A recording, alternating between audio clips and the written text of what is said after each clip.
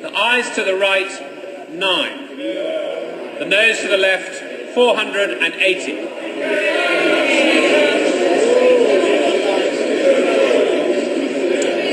The ayes to the right, 9. The noes to the left, 480. The noes have it unlocked.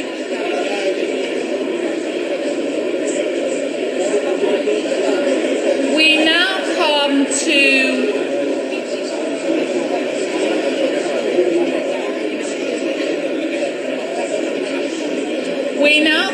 to new clause 9. Mr. Thomas Doherty. Thank you, Mrs. Primarola. I'm obviously very much delighted to see so many honourable members on both sides of the House take such a passionate and keen interest in the railway services for Scotland. I'm very much aware that we've had a great deal of support from the trade unions in Scotland. This is a very, very simple and technical new clause. Most people, I think, actually think that the Scottish Parliament has the ability currently to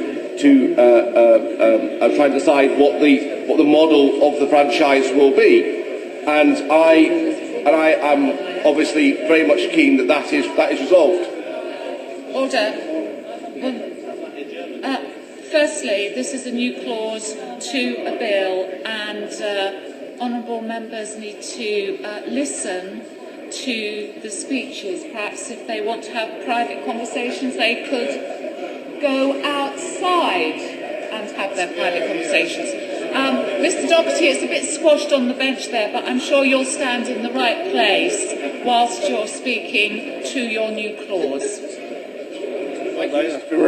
So as I was saying, most people currently think that the Scottish Parliament already has the power to set for itself what the model of the franchise should be. After all, the Scottish Parliament, through the ministers, has to fund the ScotRail franchise. It is responsible for the letting of the franchise.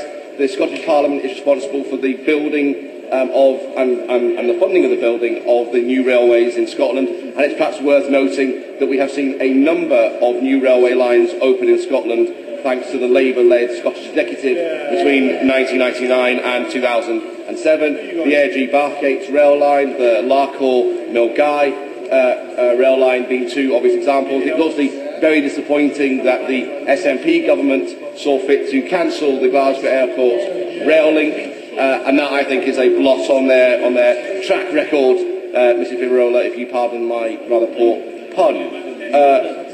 What this new clause obviously would not do is change the health and safety rules for the railway.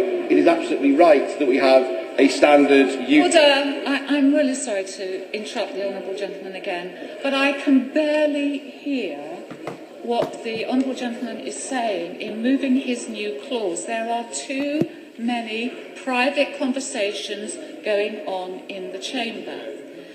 With respect to the honourable gentleman, those who do not wish to listen to this new clause, I would ask them to quietly leave the chamber now. Mr. Thomas Doherty. Thank you, Mrs. Primarola, and I've seen